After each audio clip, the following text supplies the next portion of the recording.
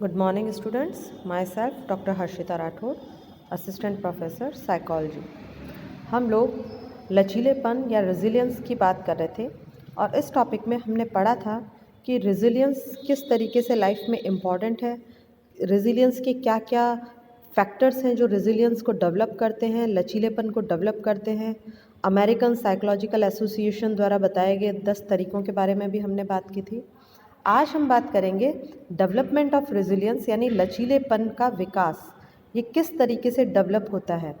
जैसा कि मैंने स्टार्टिंग में भी बताया था कि लचीलापन या रेजिलियंस या जिसे हम प्रतिस्कंदता कहते हैं या हम जिसे बाउंस बैक की क्षमता कहते हैं कि जीवन की कठिन परिस्थितियों चुनौतियों से सामना करके फिर से अपनी नॉर्मल स्थिति में आना, ये जो है ये जन्मजात प्रवृत्ति नहीं है। व्यक्ति इसे सीखता है, बच्चा इसे सीखता है उसके अपने आसपास के वातावरण में, उसके जो एक्सपीरियंस होते हैं खुद के लाइफ एक्सपीरियंस, उनके द्वारा वो लचीलेपन की क्षमता को विकसित करता है। तो यहाँ हम इसी की बात करेंगे कि लचीलेपन के विकास के लिए क्या चीज़ें इम्पॉर्टेंट है, किन कारकों की इसमें भूमिका रहती है, इसके बारे में हम बात करेंगे। तो सबसे पहली जो चीज़ है जो रिसर्च और स्टडीज़ के द्वारा पता चली है वो है व्यक्ति का अपने परिवार के साथ, अपने परिजनों के साथ, अपने आसपास के लोगों के साथ उसका आंतरिक और बाहरी संबंध, ये संबंध कितना मजबूत है। आपने देखा होगा कुछ लोग होते हैं जो छोटी छोटी चीज़ों पे अत्यधिक व्यथित हो जाते हैं, परेशान हो जाते हैं। और देखा होगा आजकल तो आपने कि 11th के 12th के 10th के बच्चे जब रिज़ल्ट आता है तो वो ज़रा सी लाइफ में फेलियर को सहन नहीं कर पाते, विपरीत परिस्थितियां सहन नहीं कर पाते और सुसाइड तक कर लेते हैं। तो इससे सबसे पहली चीज़ जो समझ में आती है वो ये आती है कि उनका पारिवारिक माहौल, उनके आसपास का माहौल ही ऐसा नहीं था जो उन्हें मजबूती दे पाता। तो सबसे इम्पॉर्टेंट जो लचीलापन के विकास में जो आवश्यकता है वो है पारस्परिक रिश्ते, उन संबंधों का मजबूत होना। देखा गया है कि व्यक्ति का अपने परिजनों, अपने आसपास के लोगों के साथ रिश्ता जितना अधिक स्नेहपूर्ण, विश्वास वाला होगा, उतना ही उन संबंधों में मजबूती आएगी और ये जो है मजबूती व्यक्ति को उसकी क्षमता पे विश्वास करना सिखाती है, वातावरण पे विश्वास करना सिखाती है। ये व्यक्ति को एक इंश्योर करती है कि लाइफ में सब कुछ सही होगा। आज अगर कुछ गलत भी है तो आगे चल के सब सही हो जाएगा और हम लोग तुम्हारे साथ हैं। तो ये जो साथ होने की फीलिंग है यही व्यक्ति को अपने आप में रिजिलियंट बनाती है, उसमें लचीलेपन का विकास करती है। तो सबसे इम्पॉर्टेंट चीज़ है पारस्परिक रिश्तों का मधुर और मजबूत होना, ये व्यक्ति को रेजिलियंस में बढ़ावा देता है। दूसरी जो सबसे इम्पॉर्टेंट चीज़ है वो व्यक्ति का स्वयं में यथार्थवादी योजनाएं बनाना और अपनी क्षमता और ताकत पर विश्वास रखना, ये बहुत इम्पॉर्टेंट है। और ये भी व्यक्ति को हालांकि बचपन से ही सिखाया जाता है। कुछ पेरेंट्स होते हैं जो बच्चे को उसकी क्षमताओं पे विश्वास करना सिखाते हैं। जब बच्चा कुछ स्टार्टिंग में नए काम करने लगता है, क्रॉल करता है तो इधर उधर जाता है, पेरेंट्स को चाहिए कि वो उसको वो कार्य करने दे, उसे एक्सप्लोर करने दे, लेकिन साथ ही साथ वो उसके साथ खड़े रहें और उसे अगर वो गिर रहा है, अगर वो चलने में उठने में गिर रहा है, संभल नहीं पा रहा, तो उसे ज़रा सा सपोर्ट करें, ना कि इस डर से कि वो गिर जाएगा और उसे लग जाएगी उस चक्कर में उसे इनिशिएट ही ना लेने दें, उसे पहल ही ना करने दें। ये सबसे इम्पॉर्टेंट होता है क्योंकि यदि पेरेंट्स उसे पहल करने देते हैं तो बच्चे में स्वयं के प्रति आत्मविश्वास बढ़ता है, उसका अपनी क्षमताओं पर विश्वास बढ़ता है जो उसे रिजिलियंट बनाने में हेल्प करता है, उसे लचीलापन विकसित करने में हेल्प करता है। तो ये बहुत इम्पॉर्टेंट है कि व्यक्ति को आरंभ से ही प्रोत्साहित किया जाए कि वो अपनी क्षमताओं पे, अपनी स्किल्स पे, अपने आप पे एक आत्मविश्वास लाना सीख सके जो आगे चलकर उसे सकारात्मक दृष्टिकोण प्रदान करता है।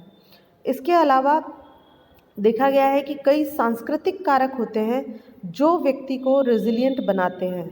कई संस्कृति, हम सभी अलग अलग समाज और संस्कृति में रहते हैं, हम सभी के समाज की कुछ अपनी परंपराएं, रीति रिवाज हैं। कुछ संस्कृतियां हैं जो कि वातावरण के साथ अनुकूलन करने के लिए हमें प्रेरित करती है और कुछ संस्कृतियों में इसके उलट कुछ कार्य होते हैं। तो देखा गया है कि सांस्कृतिक जो तरीका है वो भी रिजिलिएंट बनाने में व्यक्ति को हेल्प आउट करता है। अगर संस्कृति आपकी ऐसी है जहाँ भावनात्मक, संवेगात्मक इमोशंस को बाहर निकालने में हेल्प करती है, जो आपस में मेल जोल को बढ़ावा देती है, जैसे आप अगर हमारी देखें, हमारा जो इंडियन कल्चर है और उसको अगर वेस्टर्न कल्चर से आप कंपेयर करें, तो वेस्टर्न कल्चर में ज़्यादातर इंडिविजुअलिटी को इम्पोर्टेंस दी जाती है, यानी व्यक्तिगतता को। व्यक्ति अपने स्वयं के लिए कमाए, स्वयं के लिए जिए, स्वयं के लिए रखे। ऐसे में सबसे बड़ी जो प्रॉब्लम आती है वो है इमोशनल रिलीज़, यानी कि जो उसके संवेगिक भावनात्मक जो फीलिंग्स हैं उनका रिलीज़ नहीं हो पाता है। और आप देखेंगे कि अमेरिका वगैरह वहाँ जो वेस्टर्न कंट्रीज़ हैं वहाँ मैक्सिमम आपको डिप्रेशन के केसेस मिलेंगे। जो वर्ल्ड वाइड जो डिप्रेशन के केसेस हैं वो सबसे ज़्यादा अमेरिका में मिलते हैं। इसका कारण यही है। और जब डिप्रेशन या कोई साइकोलॉजिकल प्रॉब्लम है तो नेचुरल है उसमें रेजिलिएंट पावर नहीं होती। तभी आप देखेंगे कि वहाँ छोटी छोटी सी बात पे इवन स्कूल स्टूडेंट्स भी गन लेके स्कूल में पहुँच जाते हैं और धाड़ धाड़ धाड़ सबको मास किलिंग कर देते हैं। ऐसा हमारे यहाँ पे बहुत रेयर देखने को मिलता है, या न के बराबर, नगण्य के बराबर देखने को मिलता है। कारण इसका यही है कि हमारे कल्चर में इमोशनल और जो भावनात्मक संवेदनाएं हैं उनको रिलीज़ करने के लिए हमारे यहाँ कई तरीके की चीज़ें बनी हैं। हमारा समाज इस तरीके का है, जॉइंट फैमिलीज़ हैं, हमारे अध्यात्म को अधिक इम्पोर्टेंस दी जाती है, आपस में एक दूसरे का मिलना जुलना, हमारे त्यौहार संस्कृति जो है वो इमोशंस रिलीज़ करने में बहुत हेल्प आउट करते हैं।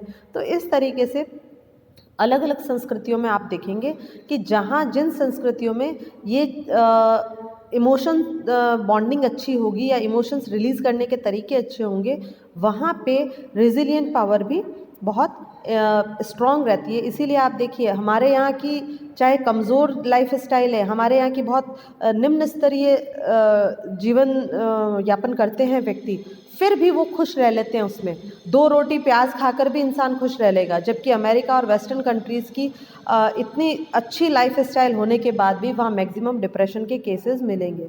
तो it depends on culture also. अब इसी आधार पर मेस्टन और रीड ने कुछ अध्ययन के आधार पर बताया कि कुछ प्रोटेक्टिव फैक्टर्स होते हैं, कुछ प्रोटेक्टिव ऐसे कारक हैं जिनके आधार पे व्यक्ति में रेजिलियंस पावर बढ़ती है। तो उन्होंने बच्चों और युवाओं में जो रेजिलियंस डेवलप करने वाले फैक्टर्स हैं, प्रोटेक्टिव फैक्टर्स हैं, उन्हें 3 पार्ट्स में बांटा है। पहला, कुछ ऐसे फैक्टर्स या कुछ ऐसे गुण जो बच्चे के अंदर ही होते हैं, उसके और कुछ दूसरा जो फैक्टर है जो व्यक्ति को करीबी या परिवार के रिश्तेदारों से मिलते हैं, और तीसरा है वे जिस समाज और संस्था में रहते हैं। तो इनकी अगर यदि हम बात करें तो देखिए, फर्स्ट जो है बच्चे में लचीलेपन के स्रोत या सुरक्षात्मक कारण जो स्वयं बच्चे के अंदर होंगे, उसमें देखिए आप समस्या समाधान की योग्यता, अनुभवों का प्रबंध करने की क्षमता, अनुभवों से लाभ उठाने की क्षमता, सकारात्मक आत्म प्रतिभा। आई थिंक आपको पढ़ने से ही ये सब चीज़ें समझ आ रही होगी। जो व्यक्ति जितना आसानी से समस्याओं का समाधान कर पाता है, उसमें ये योग्यता जितनी अधिक है, अपने आवेगों को, अपने अनुभवों को जितने अच्छे से मैनेज कर पाता है, अपने अनुभवों से लाभ उठाने की जितनी अधिक क्षमता होती है, सकारात्मक आत्म प्रतिभा होती है, आशावादी दृष्टिकोण, जीवन के प्रति पॉजिटिव एटीट्यूड, अपने सहकर्मियों का समर्थन प्राप्त करने की जिसमें क्षमता है, और समूह में जो एक आकर्षण का केंद्र बनने की क्षमता रखता है। तो ये सारे कुछ ऐसे फैक्टर्स हैं जो यदि व्यक्ति में है स्वयं में, तो नेचुरल है उसकी रेजिलियंस पावर बढ़ी हुई होगी। इसी तरीके से यदि हम बात करें परिवार में क्या क्या हमें ऐसे स्रोत हैं, परिवार के ऐसे कौन से स्रोत हैं जो लचीलेपन के लिए प्रोटेक्टिव फैक्टर्स का काम करते हैं, तो इसमें है माता पिता एवं निकट संबंधियों से निकटता। जैसा कि मैंने बताया, मधुर और स्ट्रॉन्ग रिलेशंस होना बहुत इम्पॉर्टेंट है। माता पिता के बीच में न्यून मनमुटाव, यदि माता पिता के बीच आपस में ही रिलेशन सही नहीं होंगे तो बच्चे को कभी भी प्रोटेक्टिव फील नहीं करा सकते। वो आपस में बच्चा हमेशा डरा रहेगा कि जाने इनके बीच में क्या हो जाएगा और मैं बिल्कुल अकेला हो जाऊंगा। तो इसलिए उनके बीच में जितना कम मनमुटाव होगा, उन पारिवारिक वातावरण जितना अधिक सकारात्मक होगा, जितना अधिक एजुकेटेड पढ़े लिखे लोग होंगे, माता पिता जितना अधिक अच्छे शिक्षा की तरफ उनका जितना रुझान होगा, सामाजिक आर्थिक स्थिति अच्छी होगी, संगठित और सुरचित घर का यदि वातावरण है, तो ये सभी ऐसे फैक्टर हैं जो व्यक्ति में रेजिलियंस या लचीलेपन को बढ़ाने का कार्य करते हैं।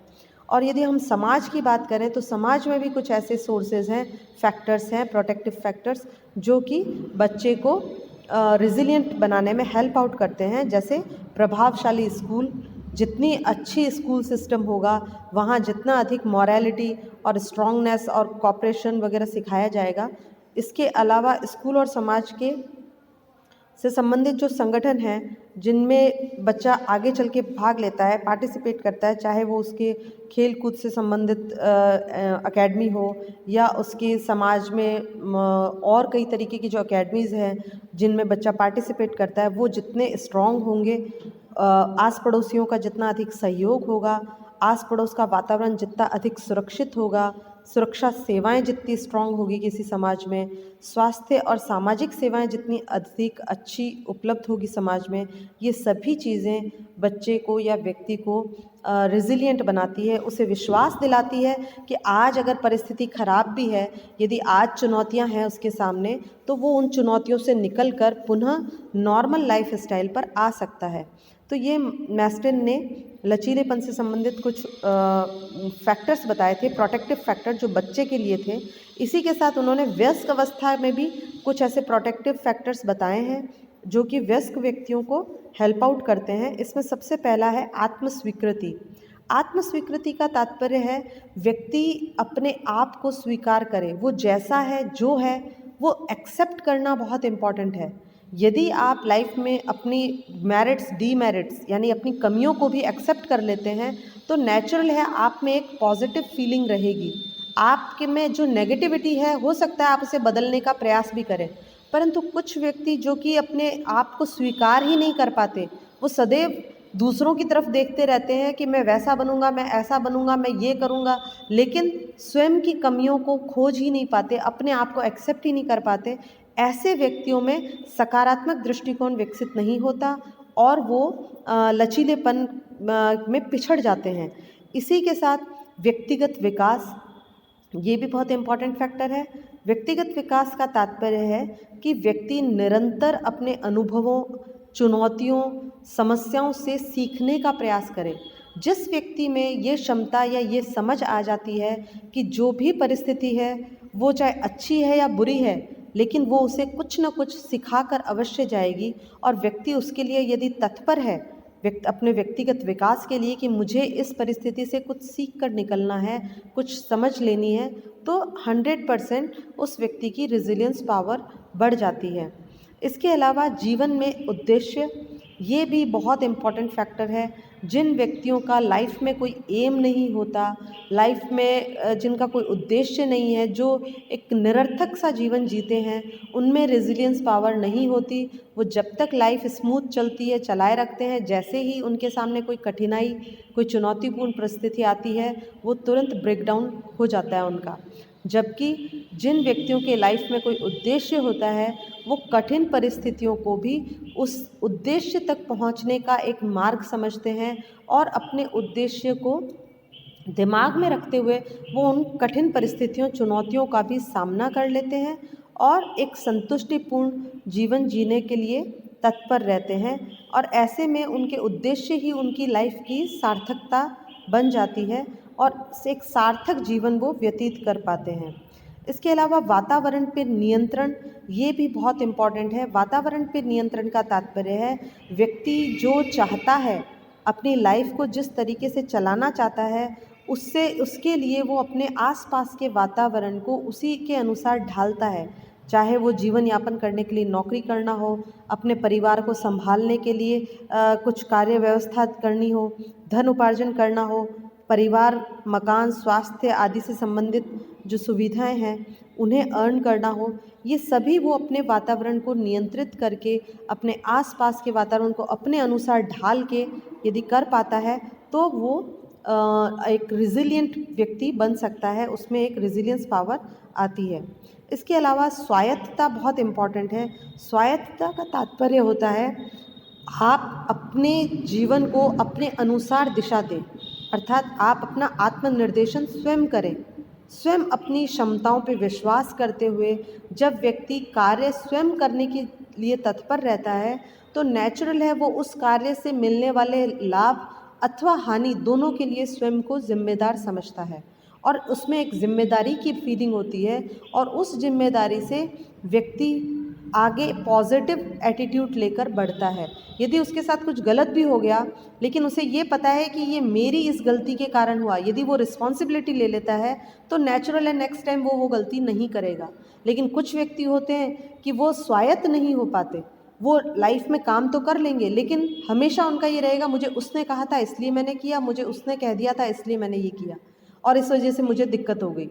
तो वो कभी भी जो व्यक्ति जिम्मेदारी नहीं लेगा, अपने कार्यों में स्वायत्त नहीं होगा, अपने स्वयं को आत्मनिर्देशित नहीं करेगा, दूसरों के अनुसार चलेगा, नेचुरल है कुछ गलत होने पर वो जिम्मेदार भी उन्हीं को ठहराएगा और परिस्थिति से सीख नहीं पाएगा और समाज के कई नकारात्मक प्रभाव उसे विकास में बाधक बन जाएंगे। और जो लास्ट इन्होंने पॉइंट बताया है मस्टेन ने, वो है दूसरों के साथ सकारात्मक संबंध। ये हम बार बार बोलते आए हैं कि रेजिलियंस या जो लचीलेपन की क्षमता है उसके विकास में दूसरों के साथ सकारात्मक मधुर स्ट्रॉन्ग रिलेशन होना बहुत आवश्यक है, क्योंकि ये रिलेशंस ही आपको एक ताकत देते हैं कि एक गर्मजोशी देते हैं, आपको एक भरोसा देते हैं, विश्वास देते हैं कि परिस्थिति वर्तमान में कैसी भी हो बदली जा सकती है और वापस नॉर्मल हो सकती है। तो यदि आसपास का सपोर्ट आपके लोगों के साथ, आसपास के लोगों के साथ अच्छे मधुर संबंध हैं, स्ट्रॉन्ग रिलेशंस हैं, तो आप में रेजिलियंस पावर होती है। तो ये कुछ फैक्टर्स हैं, कुछ प्रोटेक्टिव फैक्टर्स बताए गए हैं बाल्यावस्था और वयस्क अवस्था के, जो कि रेजिलियंट बनाने में हेल्प आउट करते हैं। Thank you.